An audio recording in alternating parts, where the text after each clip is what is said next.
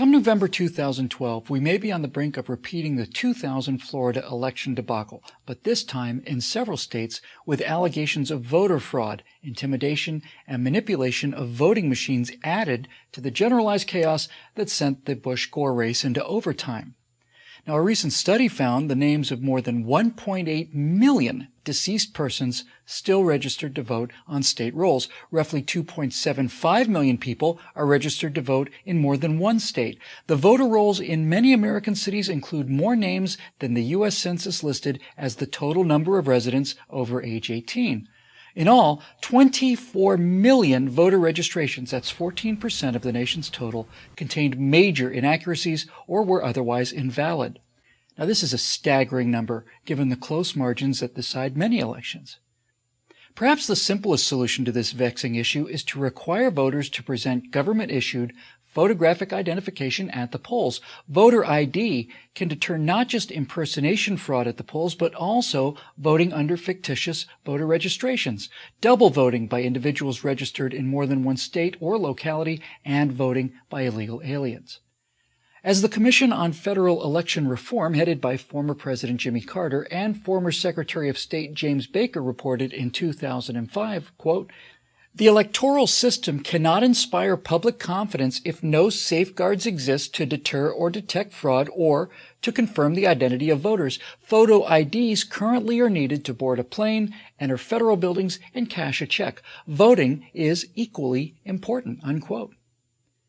Voter ID is a common sense requirement passed by legislatures in states such as Georgia, Indiana, Texas, Rhode Island, South Carolina, Tennessee, Alabama, and Kansas.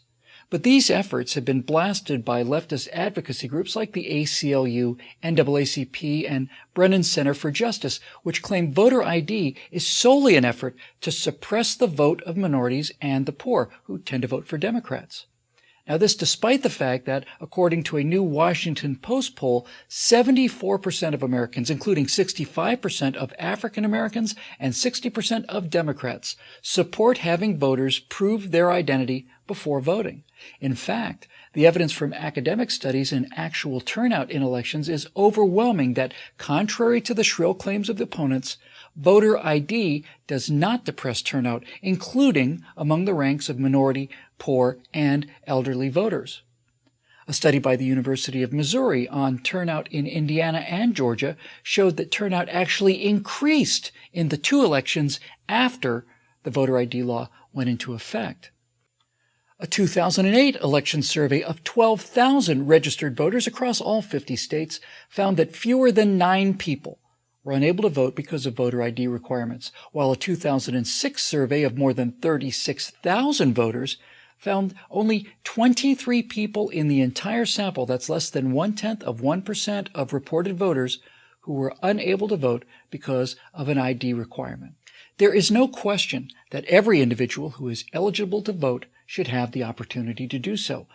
It's equally important, however, that the votes of eligible voters are not stolen or diluted by a fraudulent or bogus ballot cast by an ineligible or imaginary voter. Where photo ID requirements have been implemented, it has not reduced turnout. What it does reduce is the corruption inherent in a haphazard, fraud-prone election system more befitting an emerging third world country than the world's leading democracy.